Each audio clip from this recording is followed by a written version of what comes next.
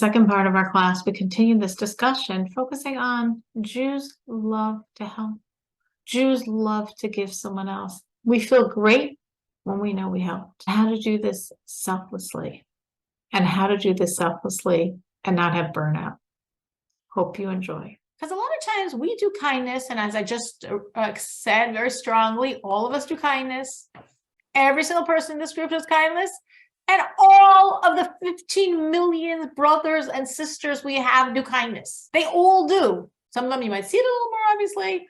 Some of them might be a little more covert. We all love to do kindness. It's our nature. Who here feels great when they can help someone else? Raise your virtual hand. Who here feels, whoa, it made their day when they were able to help someone else? I have two people that didn't respond. I'm thinking they don't know how to raise their virtual hand. This is us. We all feel great. Oh, I got another one. We feel great when we help someone else. Why? Because this is being a Jew. This is how we're wired. And as we're saying, it's not how we're wired because we're spiritual and holy and from and religious. And got nothing to do with that. Got nothing to do with being holy or spiritual or from or religious or nothing. It's a mitzvah. It's got nothing to do with it being a mitzvah. Honestly, it's got nothing to do with it being a mitzvah. This is how we're wired. We love to help people. Every single Jew loves to help people. And if you don't, we question your Judaism. And we see this goes back to Rivka. So if we look at this sign test that Eliezer devised, it was very strong what was being asked here of her. She wasn't doing it for her friend. This is a stranger. And seemingly, it was completely unnecessary, like going back to all those servants. It was a lot of work, I imagine, to feed, water 10 animals. And it was unasked for. He didn't even ask. So she was being kind and compassionate. She was also doing two other traits that are very much part of what we need to survive as Jews. She was being completely selfless here. There was nothing in it for her. It wasn't her friend. It wasn't another shepherd that could pay her back tomorrow. It wasn't somebody she's getting points on her scorecard, or who'll have her in mind for a good reference. Like, this is a stranger she's never to see again. Nothing in it for her. It was completely selfless. And there was a lot of self-sacrifice. It was hard. It was physically hard work. So these were the traits that Eliezer was looking for the woman to build the Jewish nation. Because as we're saying, this marriage of Rivka and Yitzchak is considered the first marriage of the Jewish people. Kind, selfless, and self-sacrifice. These are the characteristics he knew this woman needed to bring into the marriage. Now, of course, as Eliezer said, and she's 100% correct, she's coming to the house of Abraham, so she was coming into a very kind, compassionate home where there was a lot of self-sacrifice, but she's bringing in this energy. This was, I'm not knocking Yitzchak, but he had a different spiritual energy. This was the energy Rivka brought in. Which do you think was most important of those traits? Anyone have an opinion? Kindness? Or was it the selflessness? Or the self-sacrifice? Anyone has a sense of what they think was the most significant of those traits? Yael? It's the chesed, I think. It's a chesed aspect. I think that's why he sent someone to his family, because he knew that even though they were idol worshippers, he knew that his family was chesed oriented. So I think that's what he was looking for, is the chesed more than anything. Okay, and Dorit agrees with you because she chatted that. Anyone else have an opinion on it? I think maybe selfless. Why do you think selfless? Because if you're selfless, then you're naturally going to think of other people, and you're naturally going to do chesed. Everything else kind of comes along if you're selfless. So you're saying what Yael said, which of course is true, and that goes back to what Elisa said about wanting someone that's going to match the family, is Aram's house was a house of kindness. We all know all these things you learn when you're 4 and 3 and 5. They're so deep if you actually think about them. But we've heard them as stories. We've grown up. We've known them our whole life. But I think sometimes, hey, these were real people. You know, the tent with the 4 doors, those were real people. People could come at you from all sides. And we see in the Parsha, we all know the story when these 3 strangers come with dust on their feet that we know were angels, but Avram didn't know were angels. He goes and slaughters 3 animals to pull out 3 tongues with mustard, this delicacy. I mean, this is how he treated anyone. So definitely there's a lot of kindness here. which you, Ellen DeReed, are recognizing, but I think Shira's point is very strong. If you're selfless, it means it's not about you. And if it's not about you, then anything is going to flow from there. But you could be kind, but if you're kind, but it's sort of strange for us to think, well, if you're kind, obviously you're not self-centered, but you could be, because the kindness could be feeding you. Selfless opens up a lot of space. Any other thoughts on this? Sometimes I feel like selfless is not such a great trait. A lot of people that are always, not thinking about themselves at all, they kind of like burn out sometimes, or like become a rag. Do you know what I mean? Like, I think. Do you think it's a Jewish trait? You know what I mean? Like, I think it's a mixture of everything, because the chesed and the giving, that also that the happiness you get from it builds a person. Someone's I totally selfless. hear you. And I think it's a very good point. And I think we all can relate to it, because I think it's a very Jewish trait to be selfless also. And I hear the burnout rate. I hear that. I wonder though, sometimes when you're doing something, you also need to psych your brain to feel excited about it, as versus to feel drained and depleted. Like I'm going to go back to Eliza's story. Eliza started us off when I asked if anyone had a situation like someone not asking, but sort of asking you to water 10 camels. And she gave a modern day equivalent of one more special needs child. So to be honest, I mean, my commentary on Eliza's story, she probably was resentful and felt put upon and didn't want to do it. But part of our genes was wired. How could I say no? Or for other reasons, just, like suddenly what? You're asking, oh, here's the diapers, bye. So I think that could speak to the burnout. I don't know if people agree or disagree, because I think Judith's making a very good point. And the burnout could be in a lot of things. I mean, it's a selfless mother. Obviously, we all know, like in the world of special needs, special ed teachers have a very high burnout rate, for those extraordinary demands. Mothers sometimes feel like they have a burnout rate from the extraordinary demands. But selflessness is what Shira said. It is such a key quality of being a Jew. Eliezer wasn't rambling. His sign was very precise. Do you agree? It could be problematic. Okay, so when Dorit says she agrees, she's agreeing with Yehudit that it could be problematic to be selfless. I hear it. I hear it. And I think it goes back to, I don't even want to say healthy boundaries, because selflessness sort of takes away some of our boundaries, but something healthy that's going to feed you. So you're fed as you put yourself on the side, not you're depleted and drained. I think the burnout comes from being depleted and drained. And I do mean, sometimes I think mothers can have a very strong burnout from just feeling like they're giving, and they just feel drained by it. I don't think but I feel like if you get something, if you get something, if you feel so good about it, then you never drain from it. Right. That's what I was saying. You can give and give and give, and because it just makes you feel so amazing, you don't drain. So then, the question is, so this is the subtle point. We're talking about selflessness. Selflessness means it's not about me. And at the same time, Yehudit and I are saying the exact same thing. If you're being fed by your selflessness, you're not going to become drained. You're not going to burn out. You're not going to become a shmata, a dish rag. But if you're depleted, you will. But at the same time, again, this is the subtlety here, you're not doing it to get fed. If I'm doing this kindness so everybody will think I'm amazing, it's not a selfless act. If I'm doing this kindness because I know that I need it to feel good about myself, it's not a selfless act. If I know that when I'm feeling bad, I should go help someone else and I'll feel good, which is a wonderful way to operate, it's not a selfless act. So selflessness means it's not about me. But at the same time, again, and selflessness isn't only in kindness, it could be in many things. As I said, definitely, I think in motherhood, being that friend, that selfless mother, that selfless spouse, that selfless person, there has to be like some higher thought that feeds you as you purely give to someone else because of someone else's need. You're not doing it to get fed, because then you're not being selfless.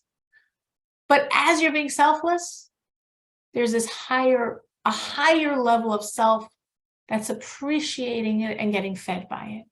I mean, let's put it very practical. A lot of people here are mothers, or if not mothers, in other areas of your life where you're giving. Do you feel that there's something in your psyche that feeds you as you're giving, or do you feel you give, and then you run dry, and then you need a break, and then you can come back? I think it's in your psyche. For me, at least, it's in my psyche just to give. It's just, I don't know if you're programmed like. Do you feel like at a certain point you just are done and you need a break from all of it, or no? It's something's feeding you as you're giving. For my family, for my children, For your family, for your children. Like it's what I want to do is just give them whatever it is that they need. So because it's what you want to do, even though you're putting their needs first, it is what you want to do. So you're being selfless and putting their needs first, and it's making you feel content, because this is what my life is about, and I'm so happy to be living this life. And I know I have one kid left at home right now, and it's hard, and I just want to do everything for her, make her lunches, just How old everything. is she? She's 15. I'm still making her lunches and all that. I want to, though. Like, They're always I'm foster making children, lunches Miriam. for all Don't my worry. There's kids. always foster children in the world. So No, Miriam and I are going to adopt each other okay. because I have no kids at home anymore. You have no kids at home. Did you feel, Yael, when you were giving to your kids, like what Miriam's saying? Yes, you're giving, but it was feeding in a sense of, this is what I feel is my role, and I'm happy in my role. Yes. Yeah, that was my role, taking care of my kids. And I still take care of them. Even though they're not home, I'm still taking care of them. yeah, Elle is so good at that, for real. Like, Guess what? You gotta be. As some woman told me many, many years ago, the older the kids get, the more not the less. The more. It's just different. Yeah. Maybe you're not up with their diapers or their tears. You're up with all their issues. And when they call you, when they need you, you can't say, why are you calling me at this crazy hour? You just gotta listen. Mm-hmm. But you know what? They call. So thank God I'm not complaining. Thank God they call. They call. No, but yeah, Elle, I hope you don't mind me saying this, but even when your kids come home, you always tell me, I'm running to get meat at Jewel for them, packing it up for them. Yeah. They have stuff to go back to New York with. Yeah. No, I send them home with like frozen meat. Of course. I send them back with frozen meat so that they have food. Or like there's no kosher meat in New York. So like, you got to make sure. No, it's double the price of the meat here. So if they can bring it, it's a better savings. That's so nice. Whatever. It's just the convenience. Like even if it's cooked and I send it back cooked, then they have food that's already made. So it's a Jewish mother. Listen, we're all like that. And hopefully we all should feel good in that role. My son's wife just had a baby, and I went down for the birth, and I brought much food. I said, I hope your freezer's good for 3 weeks. Good. Mazel tov. Thank you. Yeah, which son, in Springfield? Mendy in Springfield, yes. Mazel tov. Yes. What's the baby's name? Levi. Very nice. So the bris was yesterday, and her mother cooked the bris, and I made sure she has food for a few weeks after. So it was a good deal. But yes, we love it. And of course we're drained. And of course I was running all over town for them and shopping for them. There's no kosher food in Springfield. So I had to bring everything down for the bris before, whatever, lots of details, and getting the tablecloth and this, and running and cooking and organizing and schlepping. So I was totally drained, but I was so happy I could do it. So it's selfless. Is it selfless? Yeah. You know what? We should always all be drained for smachot. Exactly. Dina, what were you going to say? I was just going to say that I'm not a mother. I work in special education now. And I feel like very comparable. I feel like it's absolutely exhausting and draining, but it's so like, I almost feel sometimes when I'm like during it, and I sometimes check in with myself, I'm like, I feel like I don't like own myself in a weird way. Like, this is what I'm meant to be doing. And like, this is where my skills have taken me. And like, this is what Hashem wants me to doing. So like, I'm just nullified to the fact that like, that's what's fulfilling for me, is like, I'm just nullified to the fact that like, this is where Hashem wants me right now, like using these skills for now. So like, I guess like it it fuels me that way. Cause like, this is just, this is where Hashem wants me right now. And this is what I'm supposed to be doing and using all my skills for this and working on it. So like it feeds me in that way. And I think what you're saying is very comparable to what Miriam was saying and what Yael was saying. I think you're all three of you are saying the same thing.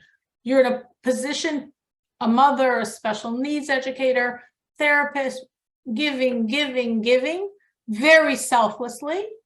And yet the burnout isn't there because there's the contentment of this is my role. This is what I'm here for at this moment in time. Like Yael and Miriam are saying, their roles are morphing. But this is at this moment what I'm supposed to be doing with my life. And it's the most important thing in the world. The most important thing in the world. It's the best thing in the world. It's the most precious thing in the world. And therefore, as we do it and we selflessly give, I think there's an inner peace, there's an inner contentment, and that's the burnout. So going back to Yehudi's question, this is all a little bit of a segue from what we're supposed to be talking about, but I think is very, very relevant because there are people that experience burnout. I mean, let's be real. There are people that burn out as teachers, and there are people that burn out as therapists, and there are people that burn out as mothers. And I think the burnout comes maybe from that lack of contentment in the role, lack of being fed by this sense of, this is why I'm here. And maybe mothers feel like, what am I doing all day? I don't want to be doing this. And then it could be very draining and depleting. And if someone feels, oh, thank God I have these years to do this with these children. Oh no, 15, I have 2 years left. Then it's nurturing. Does that make sense, Yudit? Or have to agree with that, but does it sort of work? Hello? Yeah. Okay, sorry, I couldn't find the unmute button. Yeah, it makes a lot of sense. Yeah. So if any of us, now that we chewed this over, have a friend going through that burnout situation, because you're just a little obvious when you're resentful, you're unhappy, you speak very negatively about whatever the situation is that's burning you out, this might be a good direction to nudge the person in, to like try to help the person reframe it. Because if we reframe what we're doing and feel it's so important, it's so significant, it's so special, it's such a gift, it's a privilege, I mean, whatever words are right in that situation, you do the same thing, but you just feel different about it. Is that what were you going to add? Basically what you were saying just now, but I think in terms of the reframing, I literally just had a conversation with someone several days ago who is burnt out beyond burnt out. She's a phenomenal mother, phenomenal giver in the community, phenomenal therapist within one of the therapy fields. And she is just burnt out.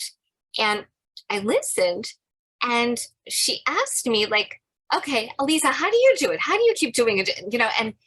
And one of the things that hit me was I also working with children with special needs, but I wear other hats. I also counsel children and their parents. I feel like when we have the opportunity to emulate HaKadosh Baruch Hu, then it's not I'm feeding myself. I think that, yes, we feel fed, but what we're really feeling fed with, I think I could be wrong, is this sense of connecting to our essence, that our essence is that oneness with the HaKadosh Baruch Hu, and that elikus within us, and that when we act in that godly way, that we're connecting to our very core, which then is infinite. So then there's no depleting what's infinite when we have that perspective. That's so beautiful. And that's so beautiful. What you're saying, I was going to bring out in a different way about the whole concept of kindness, but you just expressed that really beautifully, really beautifully. So that's a deeper dimension. I was saying in a much more superficial, practical way. You're where you're supposed to be, and there's a great place to be. And this is a great position. This is a great privilege. This is important. This is huge. This is a gift. And Aliza's saying on a much deeper and really very true way, this is us and God is one. We're emulating him. We're one with him. He's the ultimate giver. We're the ultimate givers. So we're really connecting to that God piece inside of us. And that's very nurturing and is very true. And again, if you have a friend going through it, whatever level is going to work for her, we probably all have friends going through it. So it's good to keep in mind. So what we were just saying here is, get us back on our bandwagon. We have the kindness, We have the selflessness. We have the self-sacrifice. I asked what she thought was most important. Yael and Dorit said the kindness. Shira said the selflessness. And then Yehudit said, selflessness might not be so good. And that's what we got into our conversation here. So we probably all struggle or not with any or all of these. Anyone has one that they would say definitely they struggle with the most? The kindness or the selflessness or the self-sacrifice? Anyone has any votes in any direction? Anyone here? You could just, we'll do it fast with virtual hands. Anyone here really feels they struggle with kindness, with being selfless? Well, you just said it's part of all of our makeup. It is part of our makeup to be kind. And at the same time, oh, that's interesting what Dorit just said. At the same time, we might be kind but resentful. Or we might be kind and feel put upon, or we might be kind in limited ways, like with my kids, I'll be kind, like, but, not with other people. I don't want that. We all are by nature kind. If you're not kind, you're not a Jew, literally. Sometimes we hear horror stories about people that are officially Jewish. And in my heart, I always think they're probably not Jewish. They think they're Jewish. Their mothers think they're Jewish. They can't really be Jewish because a Jew can't really act that way. The nature of a Jew is to be kind, but you can still struggle with kindness. Selflessness, we got a few people. I thought Dorit was an interesting chat there. And self-sacrifice, someone struggles here with self-sacrifice. So does anyone have, let's move to the success stories. Any I've struggled and succeeded stories to inspire the rest of us? This was hard for me and I figured this out, or I changed, I tweaked this. Tina? Yes. I mean, such a simple thing, but it was so hard for me for some reason. I just found it so difficult to give people rides, like not in a short, convenient, like kind of sure, yeah, get in, no problem, wait, like I'm totally fine, no problem, here's a ride. But like if I'm going a long distance, like just to have someone else there, and then I don't know, I have to like talk to them, and like I can't take them to my phone calls and carpooling to work, and that's kind of my time. And I was just like kind of being selfish about it. And I would tell myself, oh, it's my boundary. It's my me time. Like being single, I have plenty of me time. But like, it was totally just like a selfless thing. And I really worked so hard on it because like I don't have a car now, so I get rides. And now when I do have a car, it's like, I'm like, yes, come in. And I really have to like consciously make the effort to invite people in. And I do, like, I found a way to like make the boundary within the situation. So like, yeah, of course, I would love to give you a ride. By the way, like, I hope you don't mind. I'm going to be making some work calls, or I might get some calls in there, but like, would love to give you a ride. Feel free to bring your own music or bring your own snacks. I'll be happy to like make my own boundaries within it. And that's how I like got myself to be better at it. The parenthetical thing I want to add is Dean is one of the kindest people I know. So Thank you. That's really sweet. So Thank it's you. really nice for a person who's so kind and so giving to say that she struggles with some area of kindness. That's nice for news for the rest of us. And that she figured out a way to get around her problem. Like, this is my hang up. But I don't want to not be giving in this area. So let me step up to the plate and figure out a way to get around myself in this one little area that I'm not incredibly generous, like I'm incredibly generous in every other area of my life. So that's really strong story. Someone else in any of those, in being kind or selfless or self-sacrifice, some I struggled and this is how I overcame it story that is heartening for the rest of us?